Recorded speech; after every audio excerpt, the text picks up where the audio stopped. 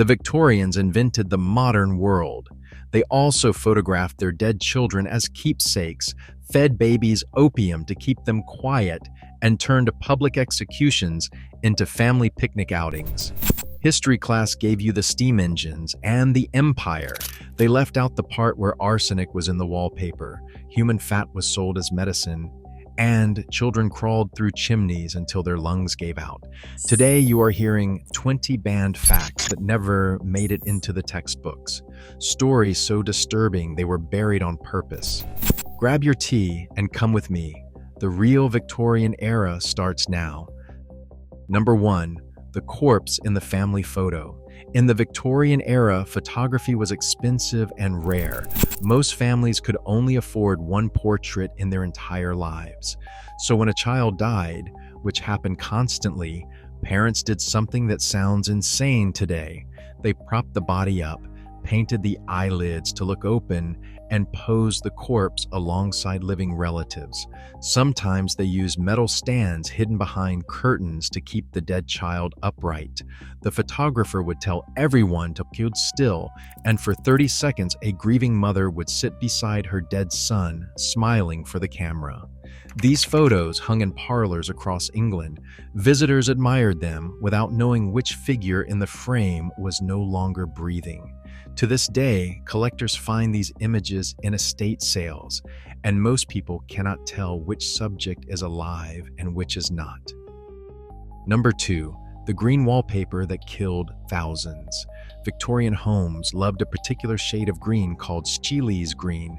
It appeared on wallpaper, dresses, curtains, and children's toys. The problem was that this beautiful color came from arsenic. In damp rooms, the wallpaper released arsenic vapor into the air.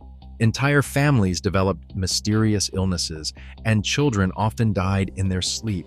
Doctors blamed weak constitutions and bad air. Meanwhile, the wallpaper industry insisted their product was perfectly safe. One estimate suggests arsenic wallpaper contributed to hundreds of thousands of deaths across Europe. The manufacturer who invented the color knew it was toxic. He simply did not care. Profit came first. Number 3. Surgery as theater. Before anesthesia became widespread in the 1840s, surgery was performed on fully conscious patients.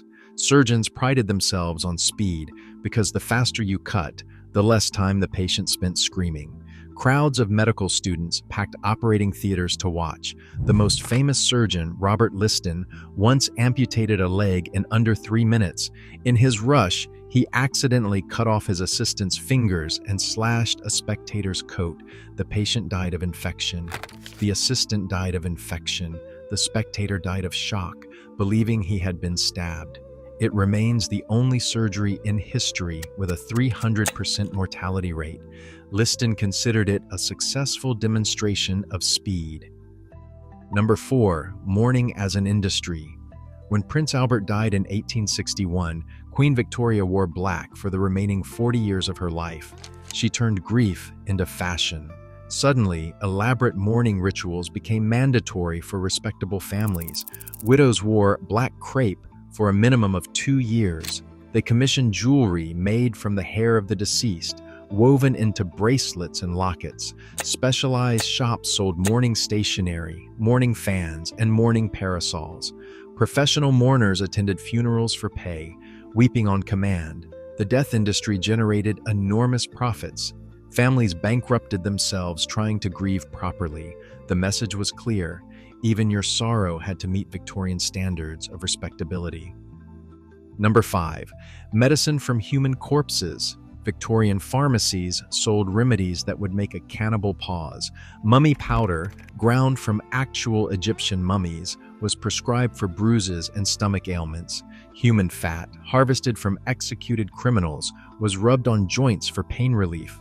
Skull moss, the lichen that grew on unburied skulls, was used to treat epilepsy. Doctors believed the vital essence of the dead could heal the living.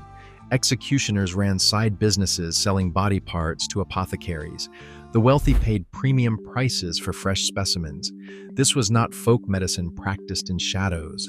It was mainstream medical science, recommended by licensed physicians, sold in respectable shops, and consumed by people who considered themselves civilized.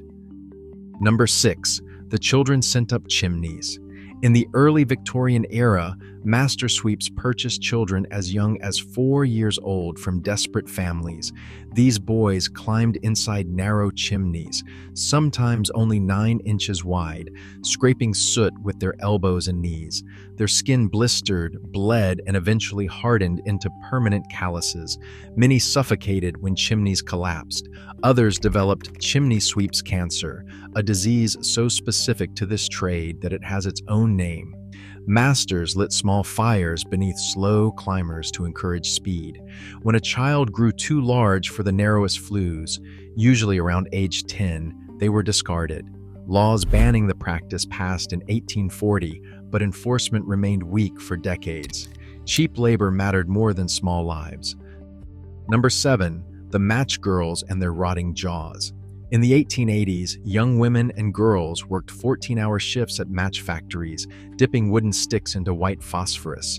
The chemical was cheap and effective. It was also devastating to human tissue.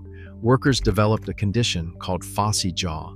Their jawbones literally rotted from the inside out, glowing faintly green in the dark. The smell was unbearable. Entire sections of facial bone had to be surgically removed. Factory owners knew about the danger, but refused to switch to safer red phosphorus because it cost slightly more. In 1888, 1,400 match girls went on strike, demanding better conditions. The press called them ungrateful. The owners called them hysterical, but they won. Number 8. Opium for the baby. Victorian parents had a simple solution for fussy infants. They drugged them. Products like Godfrey's cordial and Mrs. Winslow's soothing syrup contained opium and were marketed directly to mothers. The labels promised peaceful sleep and relief from teething pain. What they delivered was addiction and death. Thousands of infants died from overdoses each year.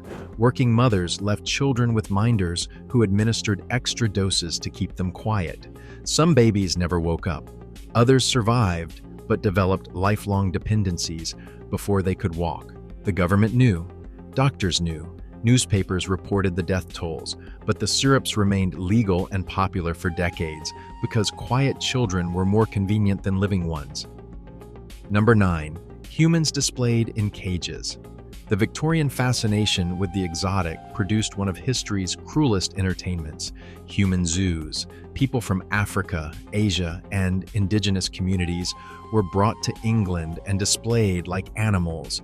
Audiences paid admission to stare at families living in staged villages, eating and sleeping behind barriers. Promoters advertised them as missing links between apes and civilized humans. Scientists measured their skulls and published papers on their supposed inferiority. One woman from South Africa was displayed for years, her body examined by crowds who believed they were witnessing a lower form of humanity. When these exhibits ended, the performers were often abandoned far from home, penniless and traumatized. Number 10. The workhouse that separated families. Victorian workhouses were designed to be worse than poverty. The theory was simple: make relief so miserable that only the truly desperate would accept it. Families entering a workhouse were immediately separated. Husbands went to one wing, wives to another, children to a third. Many never reunited. Inmates wore uniforms, ate gruel, and performed brutal labor such as crushing bones or picking oakum until their fingers bled. Speaking was forbidden during meals. Punishments included solitary confinement and reduced rations. The poor were treated as moral failures whose suffering was deserved. Thousands died inside these institutions. The workhouse at Andover became infamous when starving inmates were caught eating rotting flesh from the bones they were grinding. Number 11. Execution Day as family outing. Public hangings in Victorian England drew crowds of 30,000 or more. Families arrived early to secure good viewing spots. Vendors sold meat pies, gingerbread, and souvenirs. Pickpockets worked the crowd. Children sat on parents' shoulders for a better view. The condemned often delivered speeches while the audience cheered or jeered. When the trap door opened, the noise was deafening. Bodies were left hanging for an hour as entertainment. Wealthy spectators rented windows overlooking the gallows, paying premium prices for comfort. The spectacle was considered wholesome public education, a warning to criminals, and a reassurance to respectable citizens. This continued until 1868, when executions finally moved behind prison walls. Number 12. The men who murdered for medical schools. In 1828, two Irish immigrants in Edinburgh discovered a lucrative business opportunity. Medical schools desperately needed fresh cadavers for anatomy lessons, and they paid well without asking questions. William Burke and William Hare started by selling a lodger who died of natural causes. Then they realized murder was more efficient than waiting. Over 10 months, they killed at least 16 people, mostly vulnerable women and drifters. They suffocated victims to avoid leaving marks, then delivered the bodies while still warm. The scheme collapsed when lodgers discovered a corpse hidden under a bed. Hare testified against Burke and went free. Burke was hanged before a crowd of 25,000. His skeleton remains on display in Edinburgh to this day. Number 13. The asylum where doctors tortured patients. Victorian mental asylums operated on theories that seemed designed to maximize suffering. Patients diagnosed with hysteria, melancholia, or moral insanity faced treatments including ice baths, spinning chairs, and deliberate starvation. Women were committed for reading too much, arguing with their husbands, or showing insufficient interest in housework. Once inside, escape was nearly impossible. Doctors believed mental illness required breaking the patient's will. They used restraint chairs that immobilized people for days. They induced vomiting and blistering treatments. They performed surgeries without consent. Bedlam in London charged admission for visitors who wanted to observe the inmates like zoo animals. Patients screamed while tourists laughed and pointed. Number 14. The poisoners who killed with impunity. Arsenic was the Victorian murderer's best friend. It was cheap, tasteless, and produced symptoms identical to common illnesses. Wives eliminated inconvenient husbands. Landlords cleared out unpaying tenants. Relatives accelerated inheritances. Detection was nearly impossible until reliable testing emerged in 1836, and even then convictions were rare. Mary Ann Cotton may have killed as many as 21 people, including 11 of her own children, collecting insurance money after each death. She was finally caught and hanged in 1873. Neighbors had suspected for years but said nothing. The papers called her a monster, but the system that allowed her crimes went unreformed for decades longer. Number 15. The laws too absurd to enforce. Victorian lawmakers produced regulations that still baffle historians. It became illegal to handle a salmon under suspicious circumstances.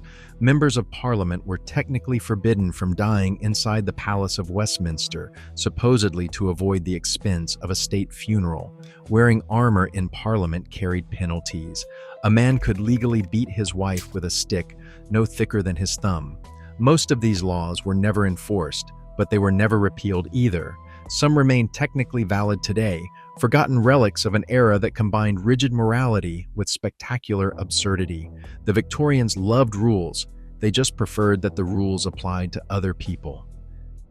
Number 16. The food that poisoned a nation. Victorian grocers routinely adulterated everything they sold. Bakers mixed chalk and plaster into flour to make bread whiter.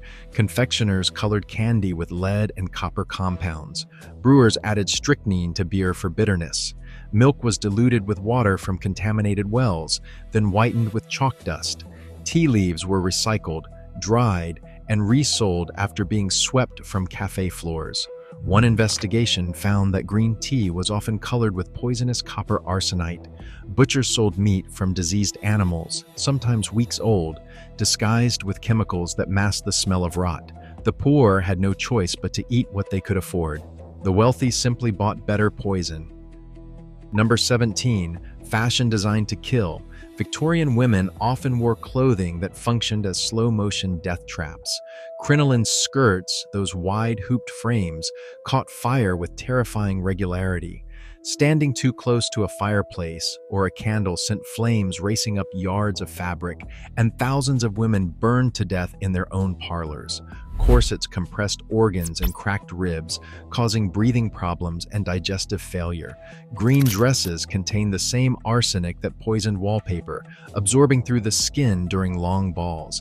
Hatmakers went mad from mercury used in felt processing, giving us the phrase "mad as a hatter."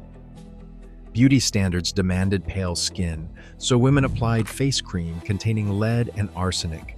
They glowed at parties and deteriorated at home. Number 18, the industry built on grief. After Prince Albert's death, a massive spiritualism craze swept through Victorian England. Grieving families paid mediums to contact their dead children.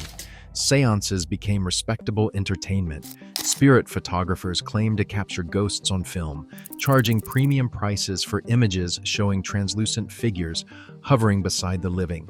Most used simple double exposures, but desperate parents believed they were seeing their lost loved ones. Queen Victoria herself reportedly attended seances hoping to reach Albert. The industry generated enormous profits from people too heartbroken to question obvious fraud. Mediums grew wealthy. Photography studios specialized in manufacturing miracles. The dead became a commodity, bought and sold by those who promised access. Number 19, inventions that defied common sense. Victorian inventors produced devices that oscillated between brilliant and insane. Safety coffins equipped with bells allowed buried people to signal if they woke up underground. A response to widespread fears of premature burial, doctors prescribed vibrating machines for female hysteria, a diagnosis that covered everything from anxiety to boredom. Anti-masturbation devices for boys included spiked rings and electric alarms. Mustache cups featured guards to keep facial hair dry while drinking tea because proper gentlemen valued their whiskers. Smoke-bellowing resuscitation devices pumped tobacco smoke into drowning victims through tubes inserted into their rectums. The Victorians believed technology could solve anything. Sometimes they were spectacularly wrong. Number 20, the inheritance we cannot escape. Look closely at modern life and you will find the Victorians hiding everywhere. Our wedding traditions, white dresses, veils, and bouquets come directly from Queen Victoria's ceremony. The idea that children need protection from adult realities emerged from Victorian reformers. Our obsession with cleanliness, schedules, and proper behavior descends from their morality campaigns. The shame around bodies, the discomfort with death, the belief that poverty reflects personal failure are all Victorian inventions. They built the template for respectable life, and we never stopped following it. Their prisons, schools, and hospitals still stand. Their assumptions still govern. The corsets came off, but the constraints remained, invisible and inherited.